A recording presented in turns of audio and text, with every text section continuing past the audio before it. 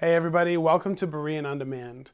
This is the seventh message of our 7 C's of History series. Our Bainbridge campus pastor, Steve Wilson, will be teaching us this morning on the last milestone in this study. It's called Consummation. If you've missed any of our previous messages, if you'd like to catch up on this series or any other, please join us at bbctransform.org/watch, and you can catch up on all of our messages there. Now here's Pastor Steve. Well, good morning, everybody. It's good to see you guys. Thanks for braving the snow this morning and losing an hour of sleep to get here. You know, smart people go to bed an hour early on the day before daylight savings time. And I'm just going to say I am not a smart person, and I'm kind of missing that hour here this morning. But it had been a while since I had been able to be here on a Sunday morning here in Greene. But now I've been able to be here twice in the last 7 weeks. So that's exciting. I'm very happy to be here with you this morning. And so for those of you who don't know me, my name is Steve. I'm our Bainbridge campus pastor here at Berean. I've been serving in that role now for a little over a year, like 14 months and 2 weeks, something like that, officially. So as we're getting started here this morning, I just want to give a shout out to our Bainbridge campus joining us by simulcast here this morning. Good morning, Bainbridge. And Cincy and our online folks who are watching here today, I haven't forgotten about you guys. Thank you for joining us by simulcast here this morning. And speaking of Cincy, I don't know if you guys know this, but yesterday was Pastor Nathan's birthday. Yeah. So I don't know how old he is. I'm not sure which birthday that was, but I do know, however old he is, his beard is exactly the same age. And I can prove it. I found one of his baby pictures recently. So happy birthday, Nathan, and happy birthday to your beard as well. Well, for the last 6 weeks now, 7 weeks here today, we've been in a series that we're calling the 7 C's of History. And it's basically a 30,000-foot view of the story that the Bible is telling. It's a look at human history and the 7 C's that kind of define the story that it's telling there. There are 2 ways that you can look at history. You can see history as essentially a random set of interactions between conscious beings with no plan, no ultimate destination, and ultimately no purpose. Or you can see history as something more than that. You can see history as a story, right? A story that has an author, that begins with purpose and is ultimately moving towards a particular destination. Now, the story that the Bible is telling holds that second view, right? That it's the story of us, and it's about the God who made us. And so far, we've looked at 6 parts of this story. We've looked at 6 C's so far: creation, corruption, catastrophe, confusion, Christ, and the cross. And all 6 of those C's that we've looked at so far, we're looking back on. They're literally history. They're part of our history. They're the things that have led to this point. The C that we're going to look at this morning isn't a C that we're looking back on. It's actually a C that we're looking forward to.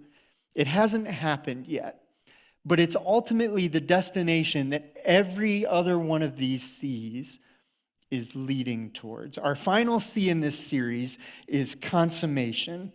And consummation is a word that we don't use very often, so I want to start here by just defining it. Consummation is the point at which something is complete or finalized. It's the end game. It's the wrap-up. It's the final destination. It's the point where everything that history has been building to is realized. If history were a symphony, this last C, the consummation, would be kind of the crescendo. It's where everything kind of comes together. Now, I'm pretty confident that you guys already know what I'm going to be talking about today, because where does our story reach its consummation? What is the consummation for us? I think I heard it. Heaven, right? Heaven. Now, I took a public speaking class when I was in college, and one of the things that they teach you in those classes is a trick for kind of grabbing the audience's attention. If you really want to grab the audience's attention, you need a juicy lead-in statement. It's kind of the bait on the hook for the audience, right? And I've had varying success with that over the years as I've done public speaking, but I'm just going to be upfront with you guys. I have got a juicy lead-in statement for you today. Are you ready for it? All right, here it is. Nobody in this room is going to heaven. Nobody in this room is going to heaven. In fact, nobody watching online or by simulcast this morning is going to heaven either. And you might be thinking at this moment, I'm not sure about the guy on stage either, right? And you're right, I'm not going to heaven either. And I'm serious, not trying to be tricky with my words. Nobody here is going to heaven. Our story doesn't end. It doesn't reach its consummation with us escaping earth and going to heaven. The consummation of our story ends with heaven coming to earth and the earth being renewed and restored to the place and the purpose that God had for it in the beginning. That's our consummation. That moment happens when heaven meets earth and the two are unified in the way that God always intended, the way that he intended from the very beginning. So that's the moment that we're going to look at here this morning. So if you have a Bible with you or a Bible app, I want to invite you to pull that out and open it up to Revelation 21 this morning. Revelation 21. If you don't have a Bible with you and you want to follow along here this morning, there should be a chair Bible nearby. Go ahead and grab one of those, and you'll find Revelation 21 in those Bibles there on page 1002 this morning, 1002. While you're turning there, let me give you a little bit of background on the book of Revelation. Revelation is one of those books that just about everybody enjoys reading it. And just about everybody is really confused by the time they're done with it because it's got a little bit of everything. It's got dragons, it's got fire and plagues and angels fighting against demons. It's got all kinds of stuff. And it's filled with poetry and symbolism that's deeply connected to the Old Testament prophets in particular. And the whole thing is the work of this man named John. John was one of Jesus' best friends during his ministry here on earth. And at this point, John is an old man when he writes the book of Revelation. He's an old man. He's been doing ministry for decades around the Mediterranean. And not everybody was a big fan of that.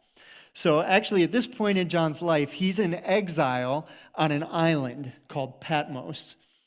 He's essentially imprisoned there, but instead of putting him in a jail cell, they put him on this island by himself, and he's exiled there. And it's there on that island as an old man that Jesus gives John this vision of what he's going to do with history, where he's leading everything, and ultimately what his work is going to accomplish. And we're going to dive in right at the end of this vision that Jesus gives to John, and we're going to look at where it all comes together here this morning. You ready to do that? All right, let's read about this moment here together. Revelation 21, we'll start in verse 1 here. John says, "Then I saw a new heaven and a new earth, for the old heaven and the old earth had disappeared, and the sea was also gone." Now, there's kind of two takes on what John means here when he says that the old heaven and the old earth have disappeared. One take is that John means that the old heaven and the old earth have been completely destroyed, that God destroys the whole thing with fire. He kind of wipes the slate clean and he starts over. So it's kind of like a flood 2.0 that happens there.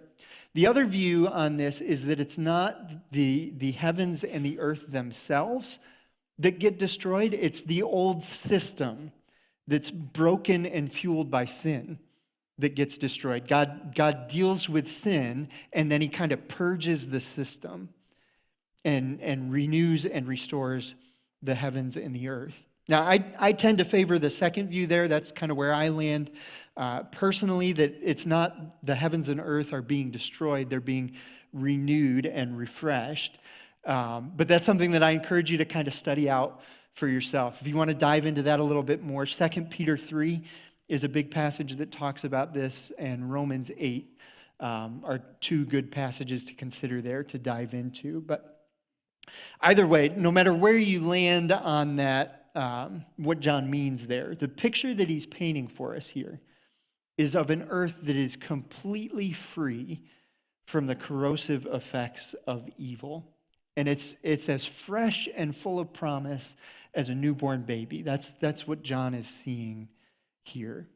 And then notice what happens here in verse 2. He says, I saw the holy city, the new Jerusalem, coming down from God out of heaven like a bride beautifully dressed for her husband. Now, does anybody know why Jerusalem was called the holy city? What was in Jerusalem? Yeah, the temple was in Jerusalem. It's called the holy city because the temple was in Jerusalem. And the temple was God's house. That's where God lived with the nation of Israel. So what John's seeing here is this new city that's coming down from God, and that's where God is going to live with his people. And he uses this image of a bride in her wedding gown, kind of like coming down the aisle towards her husband. And I love this image that John uses here. And one of the reasons why I love it is it shows that this is a purposeful act of God. This is the way that it was always meant to be. So a wedding is a union where two separate things become one unified thing. A man leaves his family and a woman leaves her family, and they join together to create one new thing. They start their own family. But beyond that, a wedding is a fulfillment of a promise. It's not an accidental union. It's not an incidental union. It's an intentional union. So by using this image here, John is showing us that this is the way that it was always meant to be. It's not supposed to be heaven and earth kind of coexisting as two separate things where God lives in his space, humans live in their space. It's heaven and earth existing together as a unity where God and humans live together. So that's the consummation of history. That's where all of history is leading to. This moment where heaven meets earth and the two kind of form one new thing. That's the way it was always designed to be. That's the outcome that God has always been moving this to from day one. Okay, so that's kind of the picture that John paints for us there. And what I want to talk about here this morning is kind of twofold. What is that going to mean for us then? If this is the consummation of history, if this is where everything is going, what is that going to mean then? And what does it mean for us now? What does it do for us to know what the consummation of history is ultimately going to be now in the meantime? So first, let's talk about what it's going to mean then when it actually happens. And John kind of lays that out for us here in the verses that follow. So pick up in verse 3 here. John says, I heard a loud shout from the throne saying, look, God's home is now among his people. He will live with them, and they will be his people. God himself will be with them. He will wipe away every tear from their eyes, and there will be no more, what? Death. Or what else? Sorrow. What else? Crying. And what else? Pain. All of these things are gone. How long? Forever. And the one sitting on the throne said, look, I'm making everything new. And then he said to me, write this down, for what I tell you is trustworthy and true. And he also said, it is finished. I am the Alpha and the Omega, the beginning and the end. To all who are thirsty, I will give freely from the springs of the water of life. All who are victorious will inherit all these blessings, and I will be their God, and they will be my children. Pretty awesome picture, isn't it? Have you ever wondered what heaven is going to be like? Anybody wondered that before? John's kind of giving us a glimpse of what it's going to be like here. And what I want to do here is just kind of explore some of the themes that John weaves through this description that he's just given to us here. Here's the first one. When heaven meets earth, we're going to meet our Maker. We're going to meet our Maker. Now, that's a phrase that has some connotations, isn't it? When I was a teenager, when I was about 14 or 15 years old, I did something that got me in trouble. My mom caught me red-handed, and my dad wasn't home. So do you know what my mom said to me? You got it. Some of you have heard that phrase too. Wait till your father gets home, right? That phrase injected me with sheer terror. Some of you have met my dad, and you know my dad is not an imposing person. He is 5 feet 2 inches tall, right? But appearances can be deceiving because in reality, my dad is a 6'6", 250-pound linebacker trapped in a 5 foot 2 inch body. So when my mom said that, I decided that I was going to pursue the only reasonable sounding course of action. When I heard our garage door open that signaled that my dad was home from work, I ran out the back door, I went up into the woods behind our house, and I hid. Yeah. I stayed out there for hours. Okay, it started to rain, and I stayed out there. I got soaked, and I stayed out there. It was cold, and I stayed out there because I did not want to face my dad. Well, my mom told my dad what was going on, and eventually my dad came out on the porch, and he just called my name up into the woods there. And I realized it was going to go a lot better for me if I just went and faced the music rather than making my dad come up and find me. Like, that was not going to go well. So I had decided I would go down and probably meet my Maker, right? So I get down in the house, and my dad puts his hand on my shoulder, but he didn't do it with anger and judgment. He did it with love and compassion. And when that was over, I knew two things. My dad reassured me that there was nothing that I could do that would ever change how he felt about me. And we went on to have one of the most open and honest conversations we'd had up to that point. And I'm going to remember that moment for the rest of my life, I think. There were two things that I knew when I walked away from that. Number one, I knew that I'd messed up and that I deserved the consequences for my actions. But number two, I knew who I was. I knew I was my Father's son. And I knew that his love for me was stronger than my sin. It was stronger than my fear. It was stronger than my weakness. And it was stronger than my pain. And in that moment, I see a hint of what it's going to be like here in Revelation 21. When heaven meets earth, followers of Jesus are going to meet their Maker.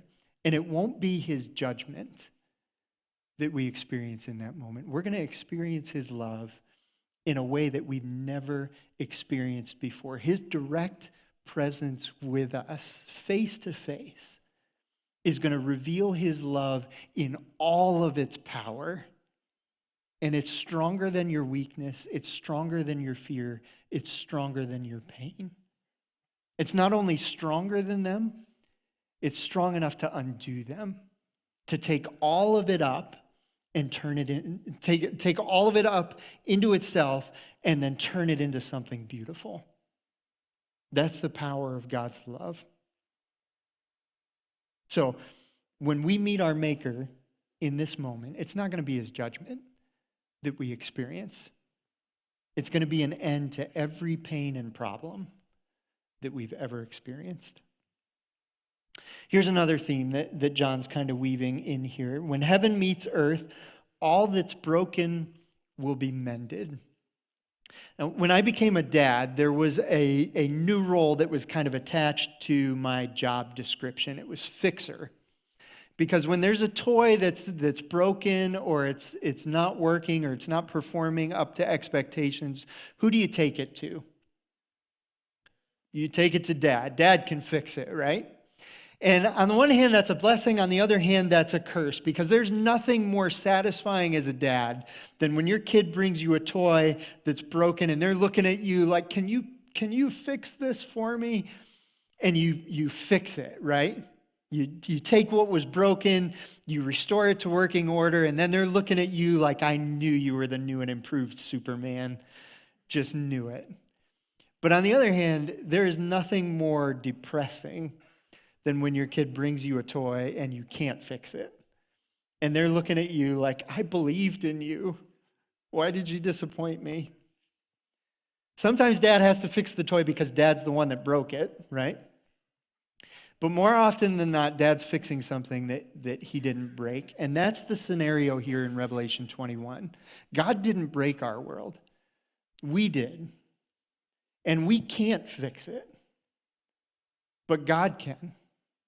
And someday he will. There will be no more death, no more crying, no more sorrow or pain. All of those things are going to be gone forever. But actually, God's going to take it one step farther than that. Because here's the thing, when I fix one of my kids' toys, it still has the marks of brokenness typically. You can still see the cracks where I glued it back together. Or if like it's an action figure where the arm popped out of the socket or something and I managed to get it back in, it's probably going to be loose in there. It's still going to pop out periodically now. Like it still has the marks of brokenness on it, even after I fix it. But when God fixes our world, it's not going to be like that. It won't be a world that's been weakened by its brokenness. It's not going to be a refurbished world. Look at what God says he's going to do in verse 5. The one sitting on the throne said, look, I'm making everything what? New. Making it new. So when heaven meets earth, all that's broken will be mended. And it's not just going to be fixed. It's going to be restored to the plan and the purpose that God had for it from the beginning. It's going to be exactly the way that he intended it to be.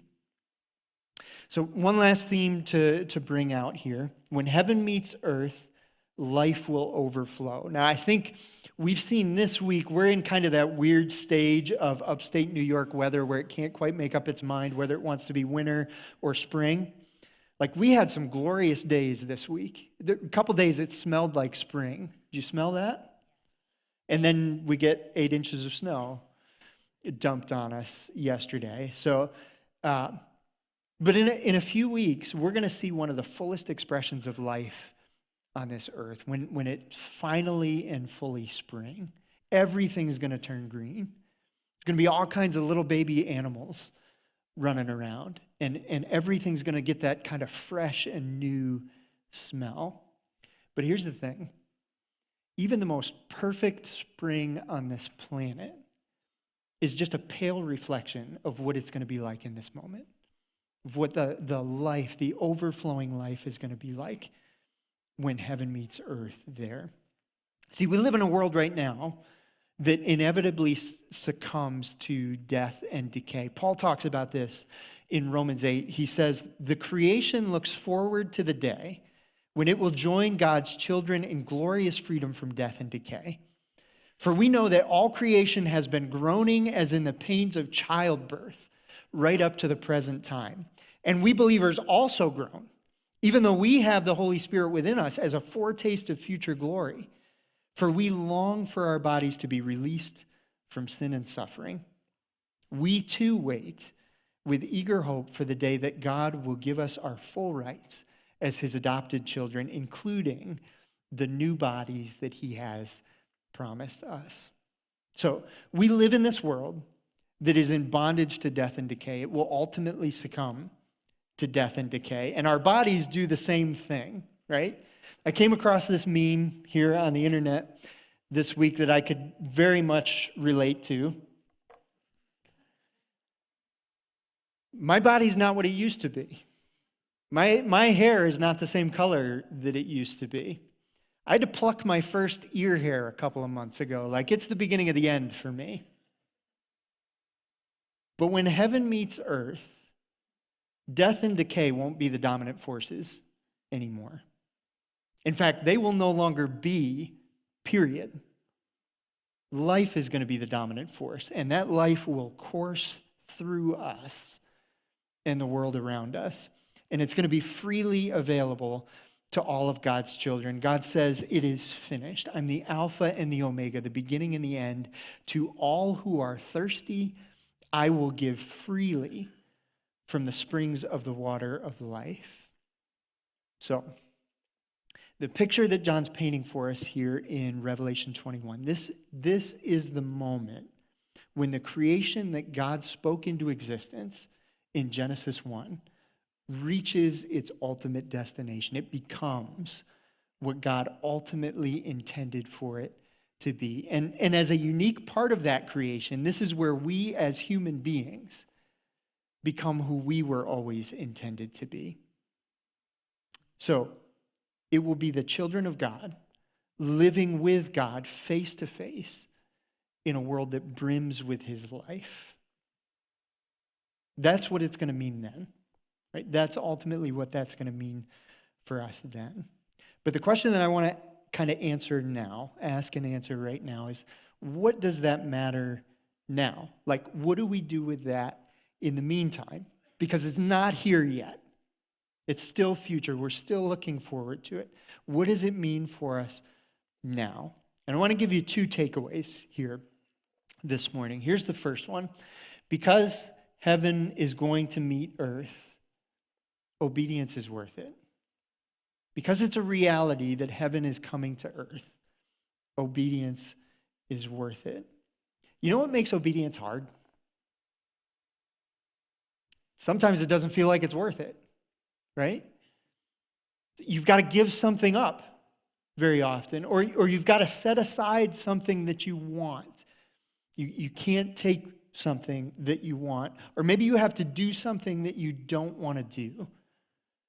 It's really rare when you're faced with the option of doing something obedient or doing something sinful that doing the obedient thing is the more attractive thing, right? That is a really rare thing because sin is a master of looking enticing. It always feels like this is the path to ultimate happiness and satisfaction. That is the appeal of sin. But that's why we have this picture of what's coming. That's why we have this picture. Because heaven will one day meet earth, it means that the path to the best existence is this way. It's through obedience, not through disobedience. Compromise and disobedience promise short-term gain, but ultimately that's not the best path for the best existence. See, no matter what temptation you're facing right now, it can't hold a candle to the future that God is promising his children. You can trust that God will meet every desire with the perfect outcome. The ending that's promised to us means that nobody who chooses obedience now is going to be disappointed in that moment. The only people who are going to be disappointed in that moment are the people who've chosen disobedience. That frees us when we know that this is what's coming for us, that this is what God has in store for us. That frees us to live a life of sacrificial obedience now. So that's the first takeaway that I want to give you there. Obedience is worth it.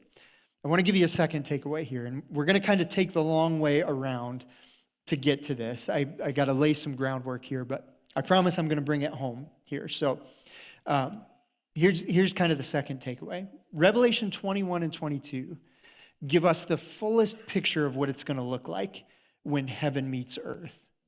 Okay, this is the fullest expression of what that's going to be. But this is not just a future reality. Heaven connecting with earth is actually something that God has been doing through human beings all throughout our history. I want to show you what I mean. It goes all the way back to the very beginning of our existence. This is Genesis chapter 2 here that I'm going to show you here. Then the Lord planted a garden in Eden in the east, and there he placed the man he had made. In the middle of the garden, he placed the tree of life and the tree of the knowledge of good and evil. So this place that God makes here, the Garden of Eden, this is the very first place where heaven touches earth. It's where heaven and earth intersect for the first time, and God steps into his creation. This is where life flourished. Adam and Eve cultivated that life, and God would walk with them face to face, in the cool of the day. Now, the problem is that this kind of vision of what creation was supposed to be like gets spoiled when humans decide that we're going to follow the serpent rather than follow God. Right? We're going to choose to do what the serpent offers us instead of choosing to obey God. And from that day until this one, earth has been kind of cut off from the life of heaven.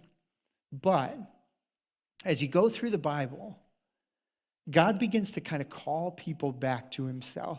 And every time he does that within their communities, you start to see these little echoes of Eden that start to take place. And I'll show you some examples of that. Here's the first one is when God calls the nation of Israel out of slavery in Egypt. He delivers them from slavery. He calls them to be his chosen people.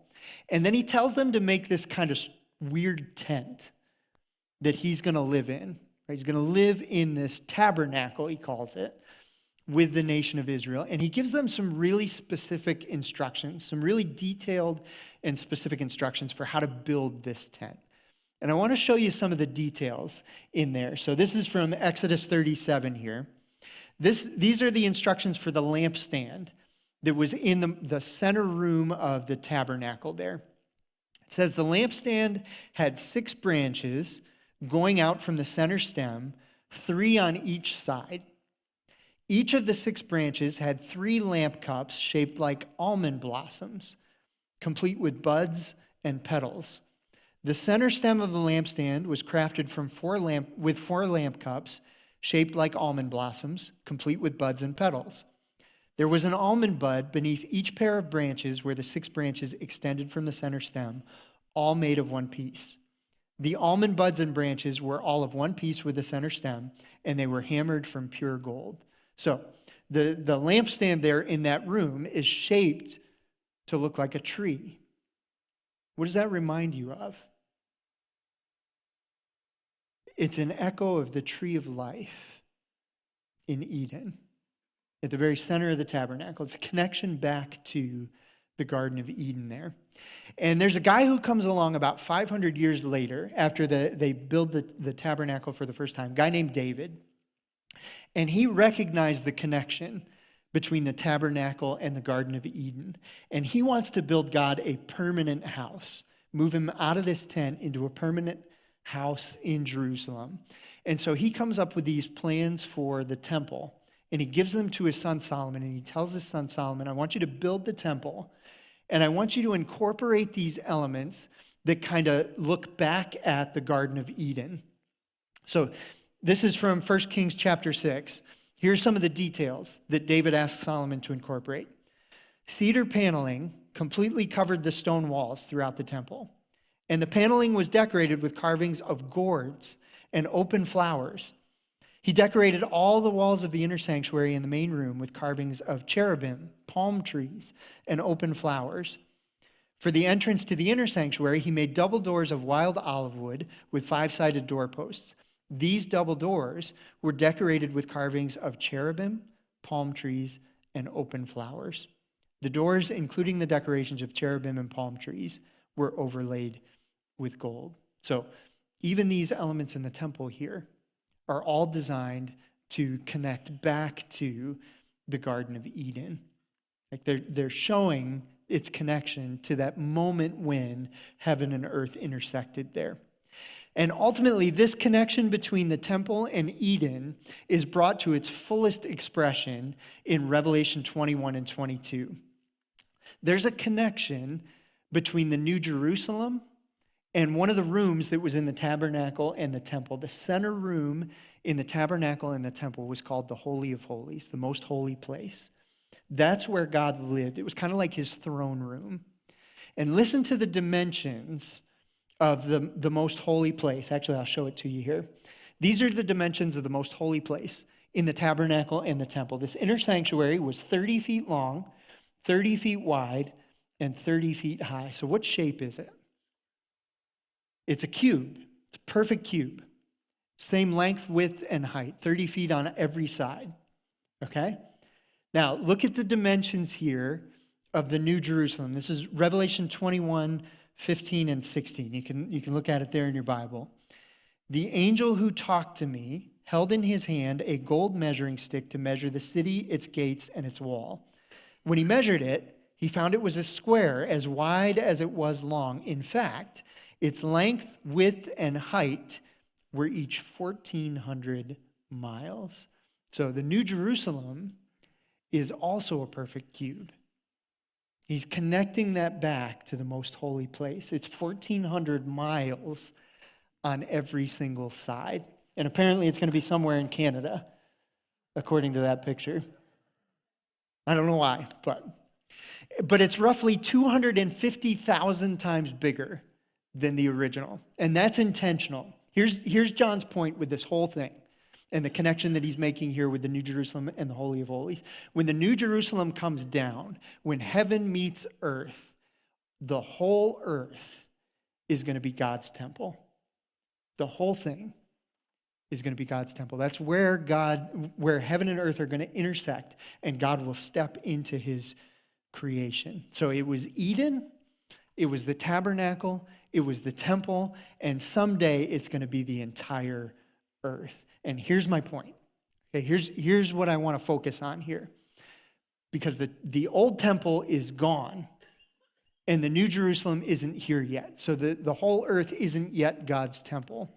But there is still a place where heaven and earth intersect and God steps into his creation. Do you know what it is?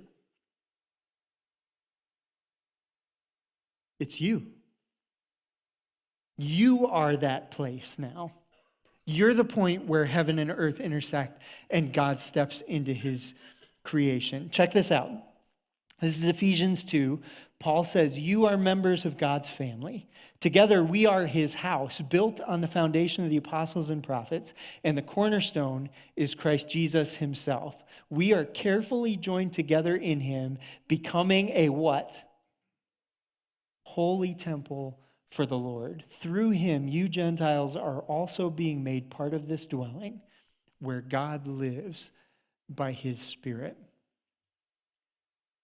So we don't live in the reality of Revelation 21 and 22 yet. We're not living yet in that moment where heaven meets earth. But here's the vision of this passage, the picture that John's painting for us here. There's a sense in which the church, not the building, the people, are the intersection of heaven and earth right now. We are where heaven meets earth. We're where God steps into his creation. And that's the vision that I want to call us to this morning, Berean. That's what I would love for us to be as a community. This is the vision that God has for his people, that we would be the kind of community that offers a glimpse of heaven on earth. Like when we live fearlessly obedient lives that seek God's kingdom first, or we seek his glory over our own glory, when we live in his power and we pursue his purposes, when we're radically generous with the resources that God has given to us, do you know what happens? People come into this community and they meet their maker. They have a life-changing encounter with the God who made them and wants a relationship with them. Like some of you, that's your experience. You stepped into this community and you met a God who changed your life. You met your maker. And what's broken gets mended. Marriages get restored. Families get strengthened. They get healed. And people, broken people, find forgiveness and transformation. And then life overflows. It flows from God through us into our families and into our schools and into our workplaces and into our communities. That's the vision that I want to call us to this morning. Because humans have always had a unique connection to heaven and to earth. When God made Adam, he formed him out of the dust of the ground. So humans have a deep connection to the earth. But he also made him in the image of God. So humans have a deep connection to heaven as well. We're designed to connect heaven and earth. And that gives us a unique capacity now as followers of Jesus to offer to the world around us a picture of what the life of heaven is like. And ultimately, when heaven arrives, we'll be home because that's what we were made for. Would you bow with me this morning?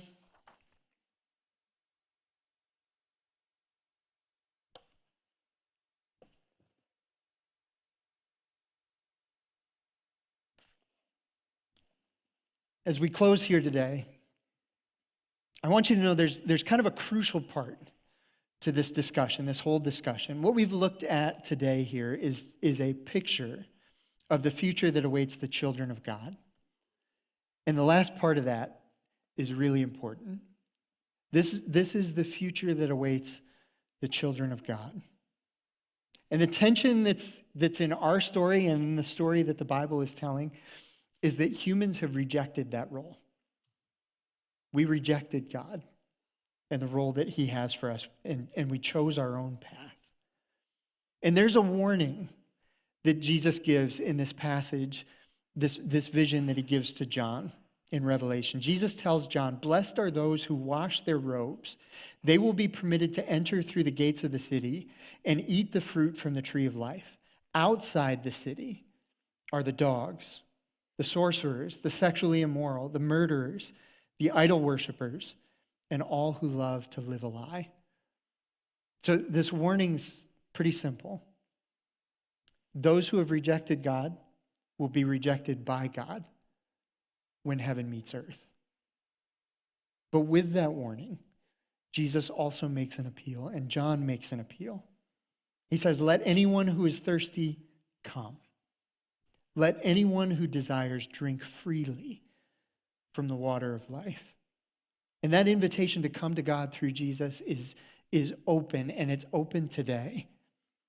So if you're here today and you would say, "I don't have a relationship with God, I've lived my life independent from him, I haven't chosen to live my life in obedience to him," then today I want to invite you to turn and accept this invitation that he's giving to you. Lay your life at the feet of Jesus today and tell him that it's his from now on. You're done walking your own path. From now on, you're going to follow him. And that's going to mean sacrifice now. It's going to mean laying aside your will and your desires. But in the end, it means life beyond anything that you can imagine.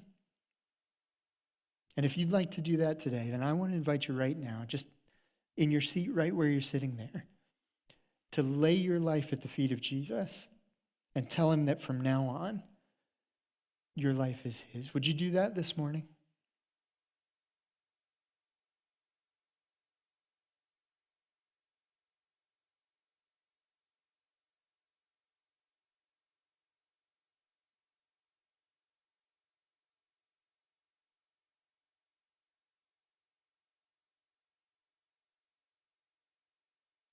Father, as we wrap up this series here this morning and just kind of look at the scope of this whole story from beginning to end, your story, the story that you have been telling through our history, God, the first thing that we want to do is just praise you for who you are. God, this is an incredible story, and the span of history is overwhelming. What a great God you are to be the author of all of this. Our story is great not because of who we are, but because of who you are. And the future that awaits us when we see you face to face and experience the life that you offer and the love that you have for us in all of its fullness. God, that is a future that we are eagerly awaiting. We can't wait to experience that. In the meantime, God, we just want to ask that you would help us to use that knowledge of that certain future that you have for us to fuel our obedience now. And help us to be the kind of community that gives a taste of what that future will be like. And God, ultimately, would you use that to draw people in, draw people to your Son, and the life that you offer through him. It's in his name that we pray. Amen.